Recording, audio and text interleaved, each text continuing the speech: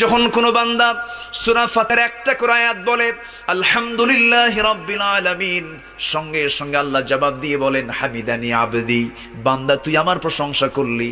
আর রহমানির রহিম যখন বলে আল্লাহ বলেন আসনা আলাইয়া আবদি। মালিক ইয়াউমিদ্দিন যখন বলে আল্লাহ বলেন মাজ্জাদানি আবদি। এরপরে যখন বলে ইয়াকা না'বুদু ওয়া ইয়াকা নাস্তাঈন পর্যন্ত যখন বলে আল্লাহ বলেন বান্দারে তুই আমার কাছে কি চাস, প্রাণ খুলে চা রে বান্দা। ইহদিনাস সিরাতাল মুস্তাকিম থেকে শুরু করে নিয়া ওয়ালাদ-দাল্লিন পর্যন্ত যখন বান্দা বলে তখন আল্লাহ বলেন বান্দা নামাজের মধ্যে এমন প্রেমের খেলা খেললি বান্দা, তুই যা চাইলি সব আমি আল্লাহ কবুল করলাম। ওই বান্দা যখন রুকুতে যায় আল্লাহ তখন অস্থির হন।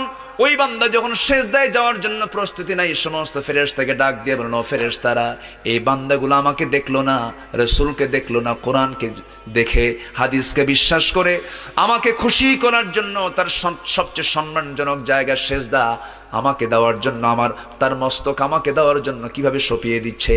ও বান্দা, ওই ফেরেশতারা তোরা সাক্ষী থাক, এই সমস্ত বান্দার জন্য সকল জাহান্নামের দরজা বন্ধ করে 8টা